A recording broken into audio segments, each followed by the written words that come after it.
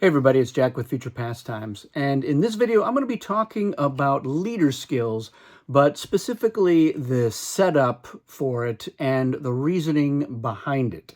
I recently got a note from somebody asking me, why is the setup when you're using leader skills different from the normal setup? So let's talk a little bit about what's the normal setup, and we'll talk about what the leader skill setup is and how it's different, and then why it's different. So the normal setup in the rule book, you do your positionings, and then you do traders. You're choosing your traders for the game. And then a couple of steps later, you're going to get your starting treachery card. And of course, if you're Harkonnen, you're going to start with 2 treachery cards. But treachery cards is after traders. That's the normal setup for Dune. And just to be clear, it was kind of an arbitrary decision. There's really nothing that is going to be impacted one way or the other if you were to flip that and do treachery card before traders. I just don't really see a scenario where you're like, oh, I've got weather control. Well, then I should definitely choose this leader over that leader. I know that somebody out there will make the argument, well, if I don't have a weapon, then I definitely want to choose maybe a mid-strength leader. Maybe that's your reasoning. You can rationalize it however you want. I choose to rationalize it as it doesn't matter. So what is the setup for leader skills? Well, you may have guessed, but in leader skill setup, you're going to get your treachery card before you draw your traders. And actually, in between those 2 steps is when you're going to choose your leader skill. So you're going to be dealt 2 leader skills, and then you're going to choose which one you want to apply to one of your leaders. And this is before you have drawn your traders. So let's get into why I chose to go that way. First of all, of course, I went with that because I don't think it matters that you're doing treachery cards first. I don't think anything is impacted by that. That's my opinion. I think it's a good one. But I wanted to make the selection of the leader skills a little bit more of an impactful decision. So if there were to be no change, if you were just going to be like, hey, I'm going to do traders first, and then we're going to do leader skills, and then we're going to do treachery cards, what's going to happen is you're choosing your leader skill on the hope that, with some of these leader skills anyway, on the hope that you're going to get a specific type of treachery card. And so to give you an example, we've got here Swordmaster of Ganaz. So this is a leader skill that gives you a bonus to your leaders if you have a projectile weapon. And so the bonus for the leader that is assigned this is going to be the bottom part of the skill here. They're going to get a +3. So you can imagine if you're the Fremen and you've got the Swordmaster skill, and you got your hands on a crysknife, and you've assigned the skill to Stilgar. Stilgar has the potential to be a 10 strength leader in a battle when using that crysknife. And if you leave Stilgar out in front of your shield, your other leaders are going to benefit with a +1 whenever you use a projectile weapon. So as you can see, this is a pretty powerful skill, provided you have a projectile weapon.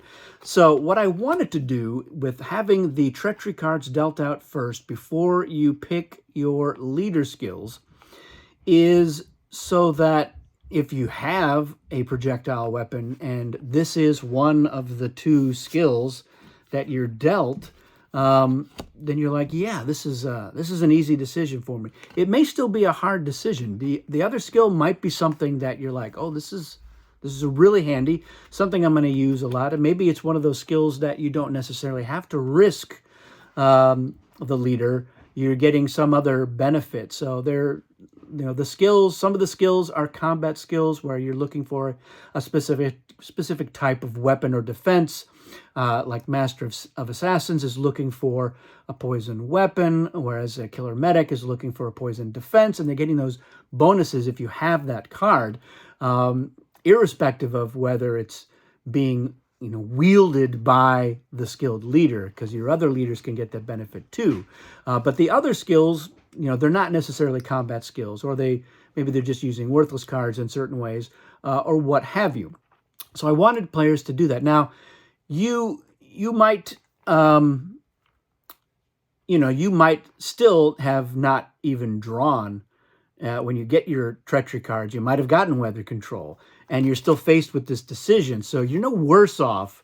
You can still risk it and say, all right, I'm going to go all in on trying to get a projectile weapon. Maybe I'm going to bribe the Atreides or the Ixians for information about when I might be able to acquire one of those. Of course, everyone will know that you have this skill, and maybe they don't want you to get one, but whatever, you might get lucky or whatever the case. Or you might be like if you're Harkonnen, you get that extra card.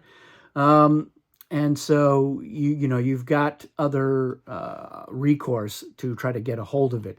But if you're choosing this before you even know what your treachery card is, then you're really going in blind and you're hoping. So if you didn't get for instance, you got weather control, you got a non-projectile weapon, and this is your choice, and maybe you say, you know what, I don't want to spend the whole game knowing I don't have a skill until I get that card, and maybe I'll never get that card. So I'm going to go with the other skill that I'll be able to take advantage of more frequently and earlier. So that's the reasoning why you're doing the treachery cards before the leader skills. But why the traitors after that? So that's the other kind of part of this. You could have done it normally with traitors and then treachery cards and then do leader skills. So why switch it around? And I know some people are like, oh, it gets convoluted. And what I can say is if there's ever a new edition, you can expect to see treachery card before traitor card so that this becomes less convoluted. But again, why did I make that decision? And for me, it's just about adding tension to the game.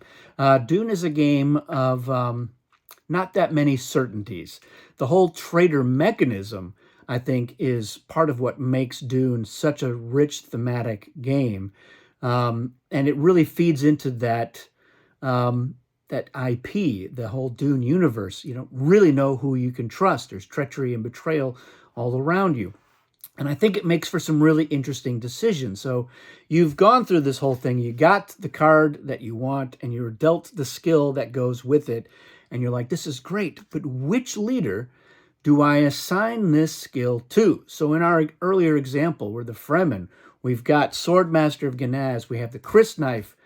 And we have that potential to turn Stilgar into a 10 in a battle. And that's very tempting. And I think I want players to be tempted by that. But then they're going to put Stilgar out in front of their shield with that skill, and then you do the traitors. And so if somebody else is dealt Stilgar, they're like, well, this is very tempting. Do I choose Stilgar? Do I think the Fremen are going to throw Stilgar into a lot of battles? Maybe they're just going to save him for one clutch battle where they need that extra 3 more points to their battle total. Or do I choose somebody else? There's a lot of psychology around traitor choice. Some people are like, well, I'm going to pick the strongest leader. The stronger leaders are the ones that are more likely to be used in battles where they're really desperate to win. So maybe I don't choose, a low strength leader. But if you assign this, you're the Fremen, you say, you know what, I'm assigning this to Jameis. Jameis is normally a very weak leader, but giving him a +3, and now he's really effective. And so you're saving Stilgar. He's still a 7. But now, you're Shadow Mapes at a 3 is your lowest strength leader. Or maybe you assign it to Shadow Mapes and you just, give her that boost. I think it makes for more interesting decision space with that. And again, if you're dealt out, let's say that Shadow Mapes is the skilled leader, and you're Atreides and you've been dealt Stilgar and Shadow Mapes. Which one do you choose? Who do you think you're more likely to trigger? And which one's a more useful traitor for you? I like that decision space more. So I like that tension for the players of having to decide who they're going to put that skill. If you've done traitors already, and you're like, oh, I was dealt, Chani, and I chose a different leader, but Chani's now in the deck, and and let's say, for instance, Tleilaxu are not in the game, so she's a safe leader. And you're like, great, this is an easy choice. I have a guaranteed safe, and they're skilled. I think that's too much. That's too easy. and it's just not Dune-y enough for me to coin a silly phrase. Um, I think you need that uncertainty and you need that tension to really make the game sing. So that is the reasoning why the traders are done after the whole business with choosing your leader skills. Because I like that idea of you not really knowing who you can trust. Every once in a while, you get lucky. You get the card that you want. You're like, yes, I got this, and I was dealt a projectile weapon. And I'm going to assign it to Othium, and then I was dealt Othium, and you're like, woo! There's no excuse for me not to win this game, and probably I still won't. But the stars align for you. It's pretty rare. It did happen to me one time with that exact scenario. I don't remember how I did, but I remember being extremely thrilled through the whole game, knowing that I had an 8. Othium's a 5. Get that extra +3 if I need it, and that's pretty good. That's beaten just about everybody else in the game, even some who are skilled in most cases. So I enjoy that, and hopefully that clears it up. People understand why. The design for that. This is expansion 2, the Choman Richess expansion. Leader skills is one of the 2 variants in there, and as you can see, the setup talks about when you do that. Now you understand why it was designed that way, and I don't foresee ever changing that. I think it's the best approach. But let me know in the comments. You're always free to just switch it up however you want. And it's your Dune game, your Dune experience. I would warn the other players to say, hey, we're doing a variant. We're doing a setup where we're going to do traders, and then we're going to do treachery cards, and then we're going to do leader skills. It's a little bit different, but that's how I like it, and you can make your case for whatever. That's fine. Have it your way. But if you want to play it the way it is intended to be played, you follow it the way that I designed it. And now you understand why. That's it for this one, everyone. Thanks for watching, and we'll see you again soon.